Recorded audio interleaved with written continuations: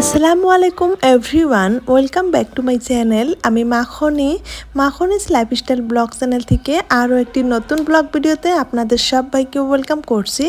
দেশ ও দেশের বাহিরে যে যেখান থেকে আমার ব্লগটি দেখা শুরু করেছেন, আই হোপ সবাই সুস্থ আছেন, নিরাপদে আছেন। আমরাও আলহামদুলিল্লাহ ভালো আছি।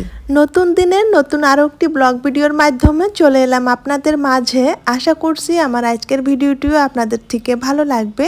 আজকে আমি আপনাদের সাথে শেয়ার করব পার্টেক্স বা মালয়েশিয়ান উড সবসময় কিভাবে ফাঙ্গাস মুক্ত রাখতে পারি, সেই সাথে নতুনের মতো চকচকে ঝকঝকে রাখতে পারবো।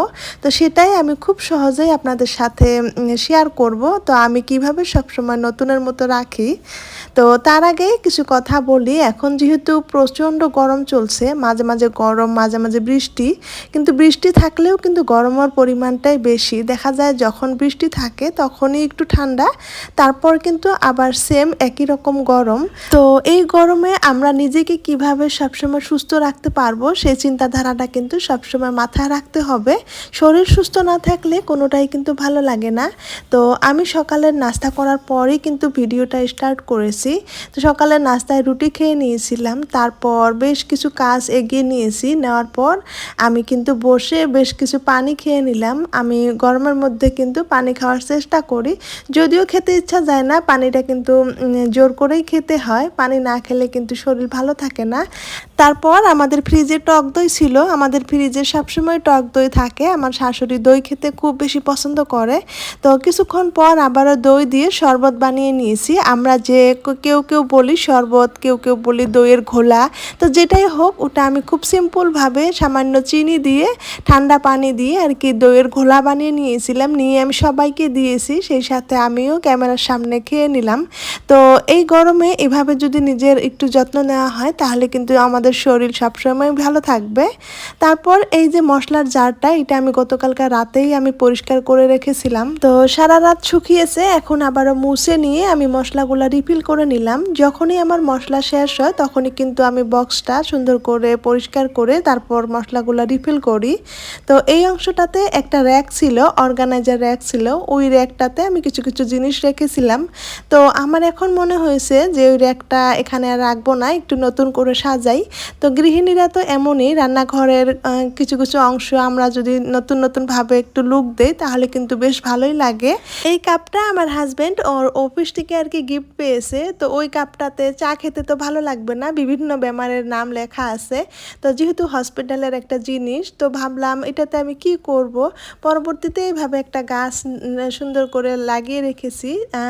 তো আমার কাছে মনে হয় ভালোই লাগছে, জিনিসটাও ভালো আছে। ভিতরে একটা ছোট একটা কাপ দিয়ে ওখানে কিছু মাটি দিয়ে পানি দিয়ে আমি এই কাপটার ভিতরে বসিয়ে দিয়ে সুন্দর করে রেখে দিয়েছি।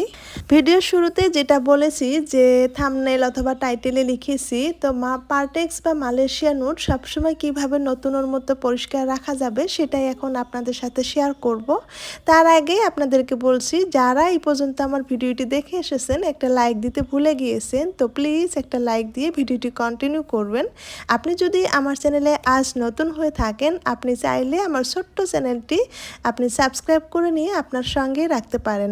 পাশে থাকা অল অপশনটি ক্লিক করে রাখবেন, এতে করে আমি নিত্য নতুন ভিডিও আপলোড করার সঙ্গে সঙ্গে আপনার ওখানে নোটিফিকেশন পৌঁছে যাবে, আর আপনি আপনার সময় সুযোগ মিলিয়ে আমার ভিডিওটি দেখে নিতে পারবেন। আমার যদি এরকম ধরনের ভিডিও দেখতে পছন্দ করেন, আপনার থেকে যদি একটু ভালো লেগে যায় তাহলে অবশ্যই আমার চ্যানেলটা সাবস্ক্রাইব করে নিয়ে আমার সঙ্গেই থাকবেন। আর যদি দুইটা কাজই অলরেডি করে রেখেছেন, আপনাকে জানাই অসংখ্য ধন্যবাদ।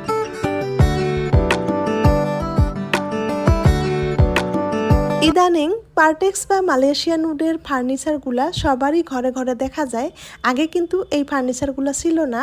তো গত কয়েক বছর ধরেই কিন্তু এই ফার্নিচারগুলো বাইর হয়েছে, যে যেরকম ফার্নিচারগুলো দেখতেও সুন্দর কিন্তু পরিষ্কার করতেও কিন্তু কষ্ট। এই ফার্নিচারগুলো নতুন অবস্থায় যখন কিনে আনা যায় মনে হয় যে এই ফার্নিচারগুলো কোনো জীবনেও হয়তো অপরিষ্কার হবে না, লেত্রা হবে না, কিন্তু সবথেকে বেশি দেখা যায় যে এই ফার্নিচারগুলোই কিন্তু লেত্রা হয়, ফাঙ্গাস পরে। এই ফার্নিচারগুলো পরিষ্কার রাখার প্রথম যেটা টিপস আমি আপনাদেরকে বলবো সেটা হলো যে ফার্নিচারগুলো খুব তাড়াতাড়ি কিন্তু পরিষ্কার করতে হয়। যেমন আজকে পরিষ্কার করলাম যে অনেক লম্বা একটা সময়ের জন্য রেখে দিলাম যে আর লম্বা একটা সময় পরিষ্কার করব না, তাহলে কিন্তু অবস্থা খারাপ হয়ে যায়। তো কোনো কিছু ছাড়াই যদি আমরা সব সময় পরিষ্কার রাখতে চাই তাহলে ফার্নিচারগুলো 2-1 দিন পর পরই কিন্তু মুছতে হবে। একদম সুতি কাপড় দিয়ে আমি ভিতরের অংশটা দেখিয়ে দিয়েছি যে ওড়না দিয়ে আমি একটা একদম পাতলা ওড়না দিয়ে আমি ভিতরের অংশগুলো সুন্দর করে মুছে নিয়েছি। তো আমি যখন ফার্নিচারটা কিনেছিলাম পরবর্তীতে দেখলাম যে এরকম একটু একটু সাদা সাদা ফাঙ্গাস হয়। তখন আমি যেই দোকান থেকে এনেছিলাম সেই দোকানিকে আমি জিজ্ঞাসা করেছিলাম যে এরকম হয়েছে, তাহলে আমি কি করব? এই জিনিসগুলো হওয়ার কারণে হয়তো আলমিরাটা নষ্ট হয়ে যাবে। তখন আমাকে বলেছিল যে সাদা হইতে দিবে না, ভিতরে কোনো কেমিক্যাল জাতীয় বস্তু দিয়ে মুছবে না, ভিতরের অংশটা সব সময় একটা সুতি কাপড় দিয়ে মাঝে মাঝে মুছে থাকবে। ভিতরের অংশটাতে কোনো ধরনের কেমিক্যাল জাতীয় বস্তু দিয়ে না মোছাটাই ভালো, সেটা আমাকে বলেছিল। যেহেতু কাপড় কানি থাকবে, কেমিক্যাল জাতীয় বস্তু দিয়ে মুছলে সেটা হয়তো আরও অন্য ধরনের একটা খারাপ হতে পারে। তো আমাকে বলেছিল যে আলমিরাটা যদি একটা পোহর পড়া সুন্দর জায়গায় থাকে যেখানে পানির কোনো ছোঁয়া নেই আশপাশ, তো সেখানে যদি থাকে খুব একটা ফাঙ্গাস হবে না। তো আমার ফার্নিচারটা তো তেমন একটা জায়গাতে আছে যে আশপাশ কোনো পানির কোনো ছোঁয়া নাই, সেই কারণে খুব একটা ফাঙ্গাস পড়েও না, লম্বা একটা সময় পরপরই কিন্তু আমি পরিষ্কার করলেই হয়ে যায়। তো উপরের অংশটা খুব সহজেই 2টি ঘরে থাকা উপকরণ দিয়েই কিন্তু আমরা পরিষ্কার করতে পারবো, একদম নতুনের মতো চকচকে হয়ে যাবে। তো এখানে আমি কিছুটা সরিষার তেল নিয়েছি, সেই সাথে আমরা যে সবসময় বাকি ফার্নিচারগুলো পরিষ্কার করে থাকি হোম নিনজা ক্লিনারটা, তো এই 2টা উপকরণই সুন্দর করে মিক্স করে নিয়ে এটা দিয়ে যদি আমরা বাহিরের অংশটা মাসে একবার করে যদি এইভাবে একটা সুতি কাপড় দিয়ে সুন্দর করে মুছে নেই, তাহলে কিন্তু এই ফার্নিচারটা সবসময় নতুনের মতো চকচকে থাকে। উপরে যে একটা সাদা ফাঙ্গাস অথবা ধুলা পড়ে পড়ে একটা সাদা আবরণ পড়ে থাকে, সেই আবরণটা আর থাকে না।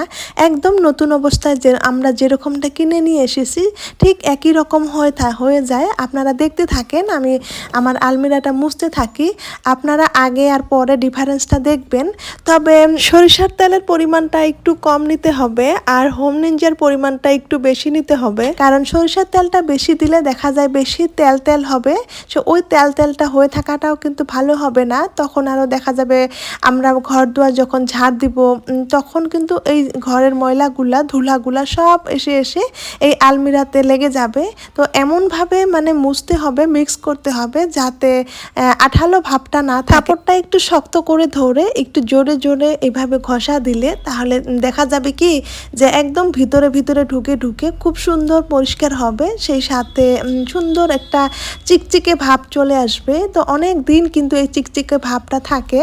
তো সম্পূর্ণ আলমিরাটা মোছার পর একদম কটন কাপড় একটা মানে খালি কাপড় একটা নিয়ে আবারও একবার যদি ঘষে ঘষে পরিষ্কার করা হয় তাহলে উপরের আঠালো ভাবটা মানে সরিষার তেলের আঠালো ভাবটা চলে যাবে, তখন আর ভয় নেই যে এখানে ধুলা আটকে থাকার। তো এখানে দেখেন আমার মেয়ে কিন্তু কালার দিয়ে লিখেছে, লেখার পর এই যে কি অবস্থা হয়ে আছে। আমি আসলে কয়েকদিন ধরে ক্লিন করছি না, যে ভাবছি যে আপনাদের সাথে শেয়ার করব, সেই কারণে আর কি ক্লিন করছিলাম না। তো সেই কারণে আরো একটু বেশি ময়লা হয়ে গিয়েছে। অনেকেই অনেক কিছু দিয়েই পার্টেক্স বা মালয়েশিয়ান উডের ফার্নিচারগুলো পরিষ্কার করে। আমার মনে হয় এই 2টি উপকরণ দিয়েই কিন্তু খুব সুন্দর একটা পরিষ্কার হয়, সেই কারণে আমি সবসময় এইভাবেই পরিষ্কার করে থাকি। তো ঘরে থাকা 2টি উপকরণ দিয়েই কিন্তু খুব সুন্দর নতুনের মতো চকচকে দেখা যায়। তো সেই কারণে আমি এভাবেই করে থাকি, আপনাদের সাথেও শেয়ার করলাম। আপনাদের থেকে যদি ভালো লাগে আপনাদের মূল্যবান মতামত আমার কমেন্ট বক্সে জানাতে ভুলবেন না। আপনাদের সুন্দর সুন্দর কমেন্ট আমার পড়তে যেমন ভালো লাগে, রিপ্লাই দিতেও তার থেকে অনেক বেশি ভালো লাগে। তো আমার কিন্তু সম্পূর্ণ আলমিরাটা এখন পরিষ্কার করা হয়ে গিয়েছে। তো এখন সম্পূর্ণ আলমিরাটাই আমি দেখিয়ে দিচ্ছি। এই তো দেখেন আগে আর পরে কতটা ডিফারেন্স, তো এখন কত নতুন একদম চকচকে হয়ে গিয়েছে।